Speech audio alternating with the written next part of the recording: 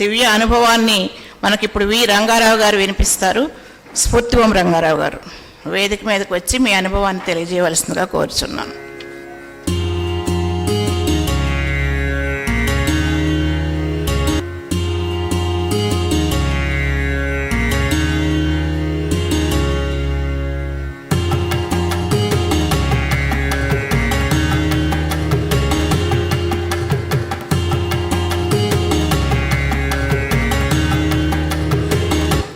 స్ఫూర్తివం అండి అందరికీ. ముందుగా శ్రీ విశ్వ గురు పౌర్ణమి సందర్భంగా శ్రీ గురు విశ్వస్ఫూర్తి వారికి స్ఫూర్తివం. నాకు 2024లో ఒక చేదు అనుభవం ఎదురైందండి. ఆ అనుభవాన్ని ఒక చిన్న మార్పుతో నా అనుభవాన్ని షేర్ చేసుకుంటాను గురుదేవ. అట్లాగే నాకు గురువుగారు కల్లో కనిపించి నాకు కొన్ని విషయాలు చెప్పారు ఆ అనుభవం మీద, అందుకని అవి కూడా కలిపి మీకు షేర్ చేసుకుంటాను. స్ఫూర్తివం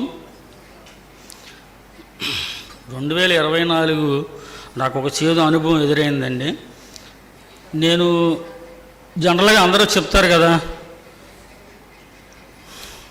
రిలేషన్స్ కన్నా కూడా ఫ్రెండ్షిప్కి ఎక్కువ వాల్యూ ఉంటుంది అంటారు. అట్లాగే అలాంటి ఫ్రెండ్స్ నాకు నా మీద ఒక చిన్న నింద వేశారండి. అది ఒక రకంగా నాకు లైఫ్ అండ్ డెత్ సమస్య నిజంగా చెప్పాలంటే. అంటే జనరల్గా మీరు అనుకోవచ్చు చిన్న విషయమే కదండి, చిన్న విషయం కోసం మీరు అంతదాకా తీసుకోవచ్చు అనుకోవచ్చు. ఇందాక మేడం గారు కూడా చెప్పారు, అది ఎదటి వారికి చాలా చిన్నగా ఉంటుంది, సొంత అనుభవించే వారికే దాని అనుభవం తెలుస్తుంది అది ఎంత పెద్ద సమస్య అనేది. అది నా మీద నింద పడితే సరే నేను అయినా సరే కొన్నాళ్ళు అలాగే లాగించేశాను. కానీ తర్వాత ఏమవుతుందంటే ఇంకా అది గుర్తొచ్చినప్పుడల్లా అది ఒక చెప్పుకోలేని బాధ. చెప్పాను కదా లైఫ్ అండ్ డెత్ అని, ఇంకా డెత్ దగ్గరికి వెళ్ళిపోయాను. ఇక నేను ఆ నిర్ణయం చేసుకున్నాను. ఎందుకంటే ఎప్పుడు మర్చిపోదాం అనుకున్నా సరే అది మర్చిపోలేకపోతుంది. గుర్తొచ్చినప్పుడల్లా ఒక రకంగా అది బాడీ తట్టుకోలేకపోతుంది అన్నమాట. ఇంకా అందుకోసం నేను దాదాపుగా 3 నెలలు గడిపేశాను. కానీ ఇంకా గుర్తొచ్చినప్పుడు ఇబ్బంది పెడితే ఓ రోజు నా భార్యకి చెప్పానమాట, నాకు ఎందుకో ఇంకా ఇట్లా అనిపిస్తుంది, ఇంకా నాకు ఉండాలనిపించట్లేదు అని అనగానే సరే పదైతే నీతో పాటు నేను వస్తాను ఇంకా అని చెప్పి ఆమె అంది. అయితే మాకు పిల్లలు లేరు, మేము ఇద్దరమే భార్య భర్తలు. అంటే మాది కంబైన్డ్ ఫ్యామిలీ, మేము తమ్ముడు అందరం కలిసే ఉంటాం. అయితే గురువుగారు నేను నిత్య సాధన చేస్తానండి రోజు. గురువుగారు ఇంతకుముందు నాకు చాలాసార్లు కల్లో కనబడ్డారు. అంటే ఎన్నిసార్లు అని చెప్పలేను, వేళ్ల మీద కూడా లెక్క చాలాసార్లు. నాకు ఎప్పుడైనా ఏదైనా ఇబ్బంది కలిగితే నేను గురువుగారు ఫోటో దగ్గరికి వెళ్ళి చెప్పుకుంటే ఆ రోజు కాకపోయినా మరుసటి రోజు ఏదో ఒక రోజు నా గురువుగారు కల్లో కనబడి నాకు మనోధైర్యాన్ని కల్పిస్తుంటారు అన్నమాట ఎప్పటికప్పుడు. అట్లాగే ఈ విషయం కూడా వచ్చినప్పుడు గురువుగారి దగ్గర నేను ముందు రోజు చెప్పుకున్నా, గురువుగారు ఇంకా మేము శాశ్వతంగా సెలవు తీసుకుందాం అనుకుంటున్నామండి, కానీ మీకు చెప్పాల్సిన బాధ్యత మాకుంది. ఎందుకంటే 2021లో నాకు ఆరోగ్యపరంగా ఇబ్బంది వస్తే ఒక మందు బిళ్ళ వేసుకోకుండా గురువుగారు పసుపుళ్ళు మాత్రమే తాగి నేను గురువుగారికి మెసేజ్ పెట్టుకుంటే నా గురువుగారు కల్లో నన్ను ఒక చోట తీసుకెళ్ళి నాకు ట్రీట్మెంట్ చేసి మళ్ళీ మా ఇంటి దగ్గర దింపేశారండి కల్లో. ఆ రోజు వచ్చిన సమస్య గురువుగారు నాకు ట్రీట్మెంట్ చేయటం వల్ల ఈ రోజు వరకు కూడా అది ఎలా ఉంటుందో నాకు తెలియదు అసలు. అటువంటి ప్రాబ్లం వచ్చింది, ఈ సైడ్ ఇన్ఫెక్షన్ లాగా వచ్చేసి ఇబ్బంది అయింది. అందుకే గురువుగారు మరి నన్ను మీరు కాపాడి మమ్మల్ని నడిపిస్తున్నారు కాబట్టి మీకు చెప్పాల్సిన బాధ్యత మాకుందండి అని గురువుగారి ఫోటో దగ్గర నేను చెప్పాను. గురువుగారు ఈరోజు అంటే మాది బిజినెస్ కదండి, రేపు షాపులో చిన్న పని ఉంది కొద్దిగా, ఆ పని అయిపోయిన తర్వాత ఇంకా మేము శాశ్వతంగా సెలవు తీసుకుంటామండి అని చెప్పి గురువుగారికి ముందు రోజు చెప్పడం జరిగిందండి. గురువుగారికి ఫోటో దగ్గర చెప్పేశాను. మామూలుగా మేము ఇంకా ఆ రోజు మామూలుగా ఉండిపోయాం. కానీ ఆ రోజు నాకు కళ ఏమీ రాలా, నేను గురువుగారికి చెప్పిన రోజు కళ రాలా. ఇక నెక్స్ట్ డే నేను ఇంకా సెలవు తీసుకుంటా అన్న రోజున కళ వచ్చిందనమాట. కళ వస్తుందని నేను అనుకోలేదు, అసలు రావాలని నేను కోరుకోను లేదు. ఆ రోజు సరే ఒక గంట సేపు నిద్రించి ఆ తర్వాత ఆ కార్యక్రమం నడిపిద్దామని అనుకొని మేము అనుకున్నాం. అలా పడుకోగానే కొద్దిసేపటికి కళ వచ్చింది. కళలో మేము ఇద్దరం భార్యాభర్తలు నడుచుకుంటూ అలా వెళ్ళిపోతున్నాం. చాలా దూరం నడిచి వెళ్ళిపోయిన తర్వాత కొంత దూరం నడిచిన తర్వాత అక్కడ గురువుగారి మాటలు వినపడుతున్నాయి. ఏంటి గురువుగారి మాటలు ఎక్కడ వినపడుతున్నాయి, అసలు గురువుగారు వారు ఉండే ప్లేస్ వేరు కదా, ఇక్కడ వినపడుతున్నాయి ఏంటా అని చెప్పి సరే మేమేం చేసాం, అలా నడుచుకుంటూ దగ్గరికి వెళ్ళి గుమ్మం దగ్గరే ఉండిపోయాం, లోపలికి వెళ్ళలేదు. ఈలోపు గురువుగారు మాట్లాడుతూ గురువుగారి దగ్గర చాలామంది కూర్చున్నారు, వాళ్ళతో గురువుగారు మాట్లాడుతూ అలా చూశారన్నమాట. చూస్తే మేము అలా గుమ్మం దగ్గర ఆగి ఉన్నాం. గుమ్మం దగ్గర గురువుగారు అక్కడికి నా దగ్గరికి వచ్చారన్నమాట. అక్కడి నుంచి లేచి వచ్చి ఒకటి ఇలా అడిగారండి. అసలు ఈ అనుభవం నేను 2024లో చెప్పాలి, చిన్న బ్రేక్ అడ్డం వచ్చింది. కానీ అది చెప్పడానికి ధైర్యం చాలక ఎప్పటికప్పుడు అలా వాయిదా పడుకుంటూ వచ్చి ఇప్పటికీ దానికి మోక్షం కలిగిందంటారుగా గురువుగారు, అట్లాగా నాకు ఈ అవకాశం ఇప్పుడు వచ్చిందన్నమాట. సరే, గుమ్మం దగ్గర ఆగిపోగానే గురువుగారి దగ్గరకు వచ్చి గురువుగారు అడిగారు, ఏంటి నాన్న ఎక్కడికి బయలుదేరారు, ఏంటి డల్లుగా ఉన్నావేంటి అని అడిగారు. అప్పుడు జరిగింది చెప్పా, ఇప్పుడు మీకు చెప్పిందే చెప్పాను అన్నమాట. ఇలా జరిగింది గురువుగారు, ఇంకా మాకు ఇది పరిస్థితి అని అంటే, ఇప్పుడు ఒకే ఒక మాటని, మీ అవసరం మీ వాళ్ళకి ఉంది కాబట్టి మీరు ఈ నిర్ణయం తీసుకోవటం ఎంతవరకు సమంజసనానా అని అడిగారు. అసలు ఎంత ఆప్యాయంగా నాకు తెలిసి ఇంత ఆప్యాయంగా ఎవరు పలకరించలేదండి మన బంధువులో కూడా.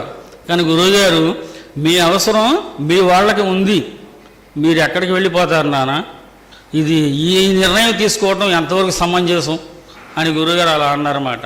ఏమో గురువుగారు, ఇంకా మేము ఇద్దరమే కదా ఇప్పటివరకు అంటే ఇంతకుముందు దీనికి ముందు నాకు ఒకసారి గుర్తొచ్చినప్పుడు నా మనస్సు, అంటే గురుగారు చెప్తారు మనస్సు చేసే గారడియే మనిషి జీవితం అని, నా మనస్సు కూడా నాకు ఒకసారి ఏం చెప్పింది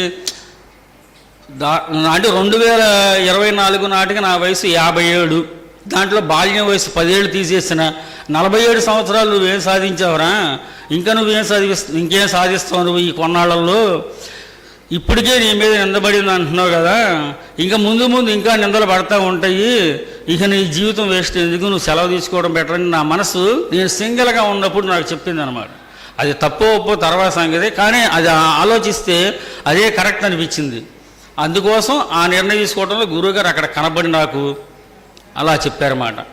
ఈ నిర్ణయం తీసుకోవడం ఎంతవరకు సంబంధించినానా అంటే, మరి ఇలా జరిగిందండి గురువుగారు, నేను అది మర్చిపోలేకపోతున్నానంటే, సరే ఆ విషయం గురించి నేను చూసుకుంటానులే, కానీ నేను ఉన్నాను, నేను చూసుకుంటాను, ఇంకెప్పుడు ఇలాంటి నిర్ణయం తీసుకోమాకండి, మీరు ఇంటికి వెళ్ళండి అని గురువుగారు అక్కడ చెప్పారండి నాకు. ఇది కలలో, కానీ కల్లో మాట్లాడుతున్నంతసేపు కూడా నాకు కల్లో మాట్లాడుతున్నట్లేదు, డైరెక్ట్గా గురుగారు వారి పాదాల చెంత కూర్చొని మాట్లాడుతున్నట్టే ఉంది. ఎందుకంటే 2008లో మంగళగిరిలో నేను గురుగారితో మాట్లాడినప్పుడు అలా కల్లో కూడా డైరెక్ట్గా గురుగారితో మాట్లాడుతున్నట్టే ఉంది, కానీ ఎక్కడా కూడా అసలు ఈ మనకి కల్లో అనిపించలేదన్నమాట, డైరెక్ట్గా మాట్లాడుతున్నట్టే అనిపించింది. అలా అందుకే గురువుగారు చెప్తారన్నమాట,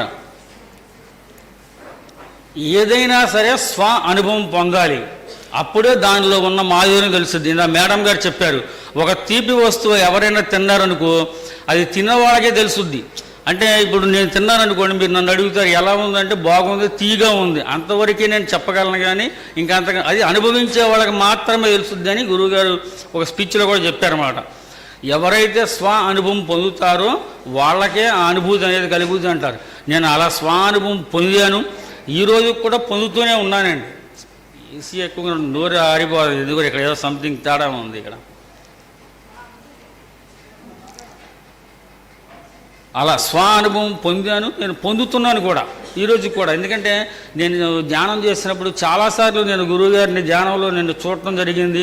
నాకు ఏదైనా సమస్య వస్తే కూడా నేను ధ్యానంలో పెట్టినప్పుడు ఆ సమస్యకి నాకు ఇలా చేయి అలా చేయని చెప్పి నాకు పరిష్కారం చూపించడం కానీ, అలాగే కల్లో కూడా ఎన్నోసార్లు గురువుగారిని నేను కలుసుకోవటం కానీ, గురువుగారితో మాట్లాడటం, గురువుగారు మాట్లాడుతుంటే వారి వెనకమాలి నేను నడవటం, ఇట్లా కూడా జరిగింది. మొన్న మే 1కి నేను 3 కొత్త అనుభవాలు చెప్పాను. దాంట్లో ఇదిగోండి మా తోడలుడు ఎం రామారావు గారు అన్న ఒకసారి నుంచో, ఆయనకి పెరాలసిస్ వచ్చిందండి మార్చి 5న.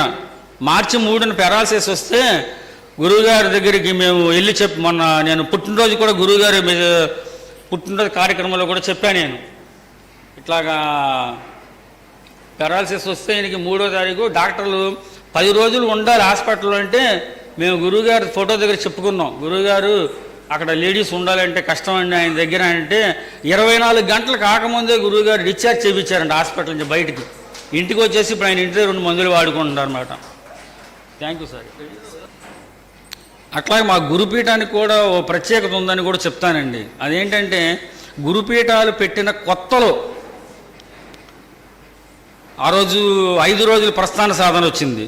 కానీ నేను ఆ సాధనలో నేను పాల్గొలేదు. మా రిలేషన్ వాళ్ళు ఇంటికి వెళ్ళాను అనమాట. ఈ తర్వాత అక్కడి నుంచి సాయంత్రం 7:30కి నేను ఇంటికి రాగానే పుష్ప గారు ఫోన్ చేశారు.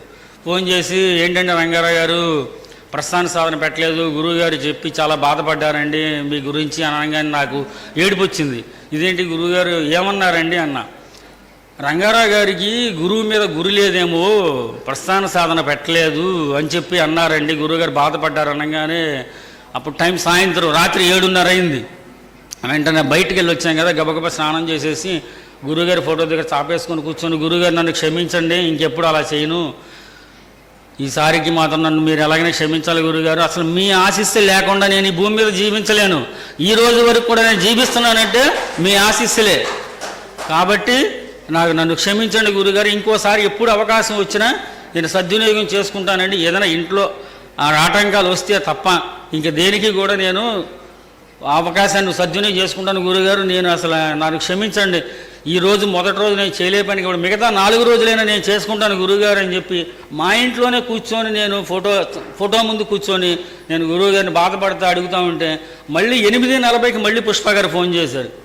ఫోన్ చేసి ఏమండి గురువుగారు ఇప్పుడు మళ్ళీ మమ్మల్ని పైకి పిలిచి రంగారావు గారు చాలా బాధపడుతున్నారమ్మా, ఆయన బాధపడద్దు అని చెప్పండి, నేను చూస్తాను, ఇంకా 4 రోజులు ఆయన చేస్తానంటున్నారు కదా, జ్యోతి ప్రజ్వలన అయిపోయిన తర్వాత చేసిన అంత ఫలితం ఉండదమ్మా, అందుకని ఆ 4 రోజులు వద్దులే, నెక్స్ట్ వచ్చేదాన్ని చేసుకోమనండి ఆయన్ని అని చెప్పి నేను మా ఇంట్లో అనుకున్న విషయం గురువుగారు ఒక 20 కిలోమీటర్ల అవతల దూరంలో ఉన్నారండి. ఎలా తెలిసిందండి గురువుగారికి?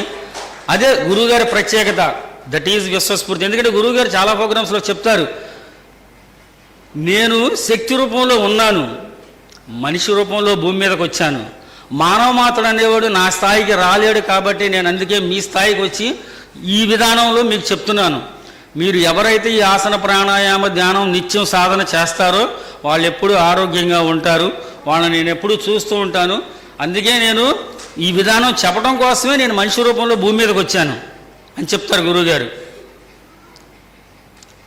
అప్పుడు 8:40కి ఫోన్ చేసి ఇట్లా అనేసరికి నేను అన్నాను, లేదండి ఎలాగే సార్ 4 అంటే పుష్ప గారు చెప్పారు 4 రోజులు వదిలేయండి నెక్స్ట్ టైం చేసుకోమన్నారు అంటే, లేదండి నేను అసలు గురువుగారు ఆశీస్సులు లేకపోతే నేను అసలు ఉండలేనండి, ఈరోజు నేను జీవిస్తున్నానంటేనే అది గురువుగారు కాబట్టి నేను చేస్తానని చెప్పి అప్పటికప్పుడు ఇల్లు కడిగించేసి మిగతా 4 రోజులు కూడా నేను కంటిన్యూ, అప్పటి నుంచి ఇంకా ప్రస్థాన సాధన ఎప్పుడు వచ్చినా ఇంట్లో ఏమైనా అవకాశం అడ్డం వస్తే తప్ప మ్యాక్సిమం దాన్ని సద్వినియోగం చేసుకుంటున్నానండి.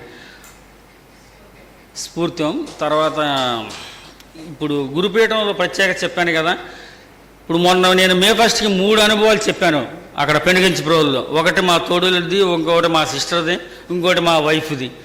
అయితే గురుపీఠంలో మేము అక్కడ ఎప్పుడైతే ఇలా గురువుగారు నేను చూస్తానులే నేను చూసుకుంటాను వాడిని బాధపడొద్దని చెప్పిన దగ్గర నుంచి ఎప్పుడు నేను గురుపీఠం అక్కడ ఫోటో దగ్గరికి వెళ్ళి గురువుగారి దగ్గరికి వెళ్ళి గురువుగారు పలానా సమస్య వచ్చిందండి ఈ సమస్యకు పరిష్కారం చూపించండి అంటే వెంటనే దానికి పరిష్కారం కూడా చూపిస్తున్నారు.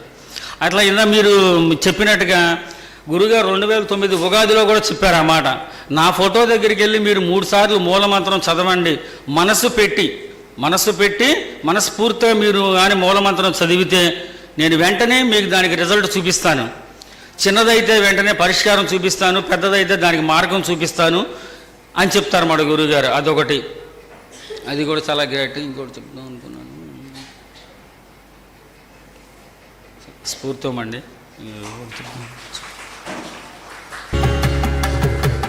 స్ఫూర్తివ్వమండి. రంగారావు గారు వారి దివ్య అనుభవంలో ఎన్నో విషయాలు తెలియజేశారు.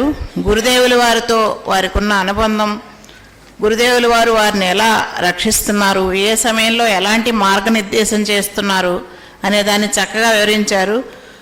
గురుదేవుల వారిని కల్లో చూస్తూ వారి వెంట నడుస్తూ వారి సమక్షంలో మాట్లాడినట్టు ఫీల్ అయ్యే మీరు ఇంకా బాధపడకూడదు. గురుదేవుల వారు మీకు అనుగ్రహించినటువంటి ఈ జీవితాన్ని సద్వినియోగం చేసుకోవాల్సిన అవసరం ఎంతైనా ఉంది. వారి యొక్క అండాదండ ఎప్పుడూ మనకు ఉంటుంది.